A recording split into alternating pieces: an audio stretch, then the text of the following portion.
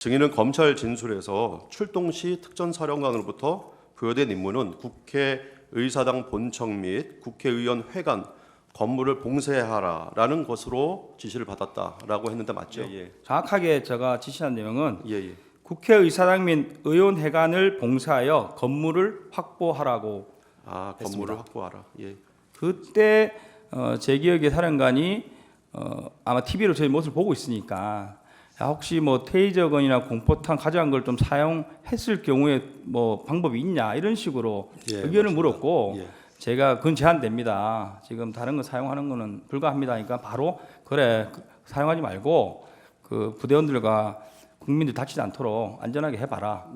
이렇게 말씀하면서 그러면 뒤로 빼서 다른 길을 찾아보는 게 어떠냐 이런 식으로 말을 해서 제가 병력을 뒤로 뺐습니다. 그때 전에서 제가 기억나는 거는 150명이 넘으면 안 된다고 하는데 들어갈 수 없겠냐는 식으로 좀 이렇게 이제 강한 어조가 아니고 그런 부드러운 약간 사정하는 비슷한 느낌으로 이야기했습니다.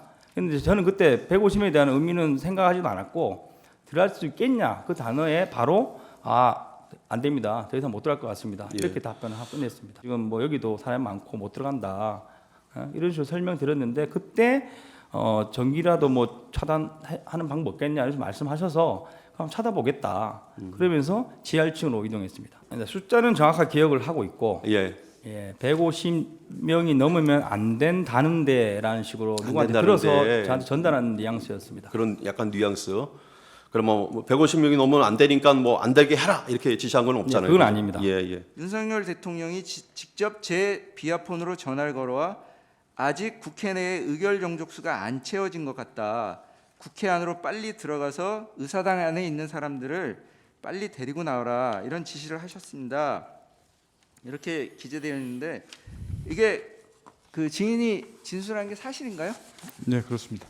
그러니까 윤석열 대통령께서 그 당시에 증인한테 데리고 나오라고 지시한 대상이 국회의사당 안에 있는 국회의원들 맞죠? 정확히 맞습니다. 예. 그거 제가 부연 설명을 좀 드릴게요. 짧게 좀 해주세요. 그때 당시 상황이 707 특임단 인원들이 국회 본관으로 가서 정문 앞에서 대치하고 있는 상황이었고 그 본관 건물 안쪽으로는 인원들이 안 들어가 있는 상태였습니다. 근데 그 상태에서 제가 전화를 받았었기 때문에 지금 말씀하신 부분들 뭐 의결 정족수 문제 안에 들어가서 그 안에 인원들을 빨리 이제 끌어내라 하는 부분들이 그때 당시는 우리 본관 안에 작전 요원들이 없었기 때문에 전 당연히 그게 국회의원이라고 생각을 하고 그렇게 이해했습니다. 김용현 전 국방부 장관으로부터 국회의원이 150명이 안 되도록 막아라. 빨리 의사당 안으로 들어가서 문 열고 들어가서 안에 있는 국회의원을 데리고 나와라라는 지시를 받은 게 맞죠.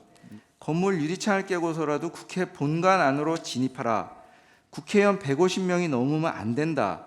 본회의장 문을 부수고라도 안으로 들어가 국회의원들을 밖으로 끌어내라. 대통령님 지시다. 문짝을 도끼로 부수고라도 안으로 들어가서 다 끄집어내라. 전기라도 차단하라.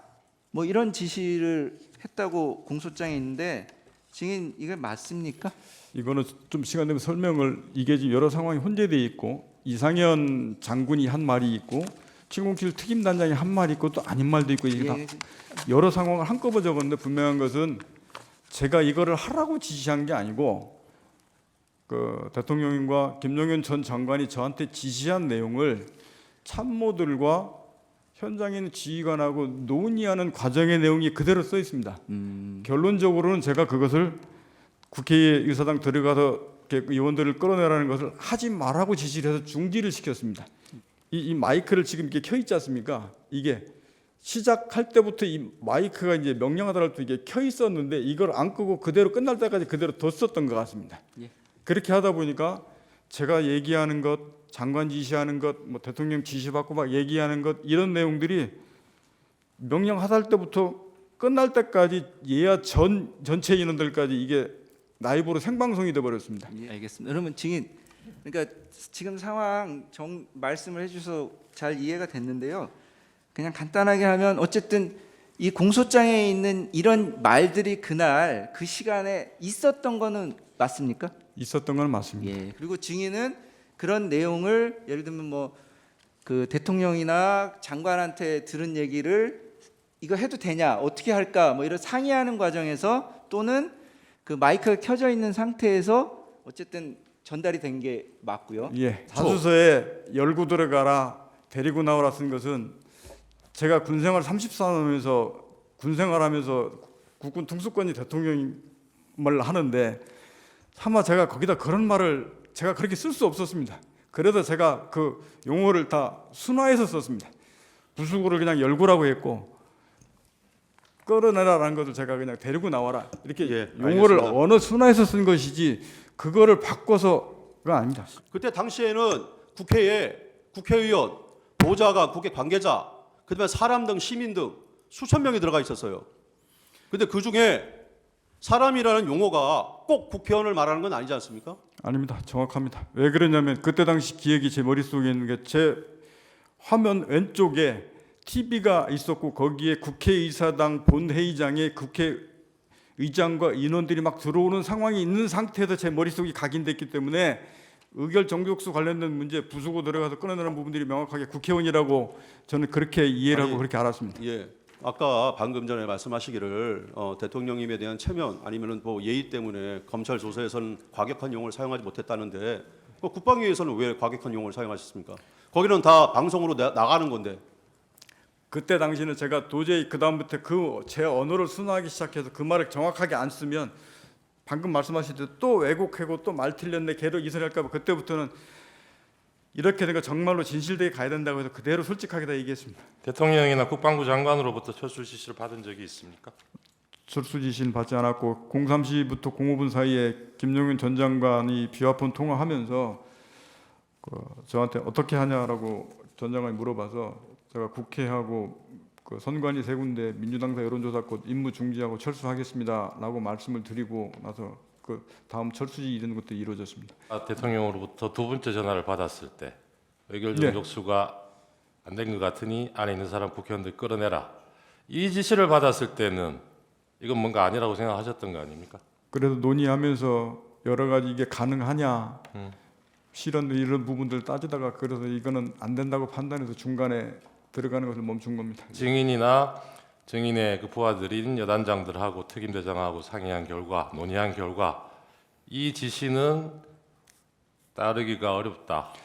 예, 분명하게 현장에 있는 그때 당시에는 제가 통화할 수 있는 건 707 특임단장이 바로 본관에 들어가 현장에 있었기 때문에 707 특임단장하고 통화할 수밖에 없었고 707 특임단장도 그거는 그렇게 안 됩니다라고 저한테 의견을 분명히 줬기 때문에 그럼 그만하자. 아까 그 계엄 해제 요구안이 가결된 후에 이제 철수 지시를 하셨다고 했잖아요.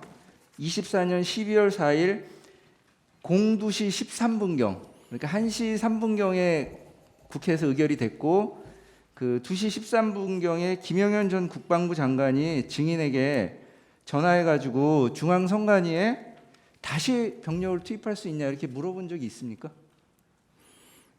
예, 그렇게 해서 제가 그 다음도 안 된다고 얘기했던 사항들 제가 알고 있습니다. 예. 그리고 그날 이제 03시 23분경에 김영현 장관이 VTC 화상회의를 했는데 증인도 그때 같이 봤어요? 예, 그때 같이 듣고 있었습니다. 예. 그래서 뭐 우리 군이 군 통수권자인 대통령님의 명을 받들어 임무를 수행했습니다. 그러나 중과부적으로 우리가 원하는 결과가 되지 않았지만 그래도 우리는 우리의 할 바를 다했다고 생각합니다. 여러 가지 어려운 여건에서 임무를 완수해 준 우리 수방사, 방첩사, 특전사 증인이 책임자죠. 지작사 그리고 여기 함께하고 있는 우리 지통실 참모들 합참 의장님 포함해서 모든 분들께 고맙게 생각합니다. 수고했습니다. 이런 취지의 내용을 뭐 워딩을 하나하나 다 기억은 못하겠지만 증인 특전사가 언급된 이런 내용을 들은 게 맞습니까? 예, 그런 의미의 중과부적 뭐 대통령님 명을 받들어 이런 단어들은 생각이 납니까? 생각납니다. 제가 엊그제도 수방사령관하고 또 조지호 경찰청장 또 특전사령관에게 전화한 것은 당시 TV 화면으로 국회 상황이 굉장히 혼잡하고 수천 명이 들어가 있는 상황이라서 현장의 이런 상황 또 안전 문제 이런 것에 대해서 확인하기 위해서 전화를 했고 보고를 좀 받다가 우리 사령관은 지금 어디 있습니까? 하니까 저는 지금 지휘 통제실 지통실에 있습니다 해서 그러면 화상으로 보는 거군요 하고 수고하라고 저는 전화를 바로 끊었습니다. 그런데 오늘 이제 얘기 중에 뭐 의원 끌어내라서 의원이라는 거는 자기가 의원으로 이해했다는 것이지 제가 그 의원이라는 단어는 쓰지 않았다는 것이고 또 그게 아니라 인원이라고 얘기했다고 하는데 저는 그냥 사람이라는 이런 표현을 놔두고 또 의원이면 의원이지 인원이라는 말을 저는 써본 적이 없습니다. 그저께 상황과 오늘 상황을 보니까 12월 6일 바로 이 홍장원의 공작과 12월 6일 우리 특전사령관의 김병주 TV 출연부터 바로 이 내란 프레임과 이 탄핵 공작이 저는 시작된 거로 보여지고요. 저는 우리 재판관님들께서 상식선에서 이 문제를 좀 들여다봐 주시기를 바라는 마음입니다. 이상입니다.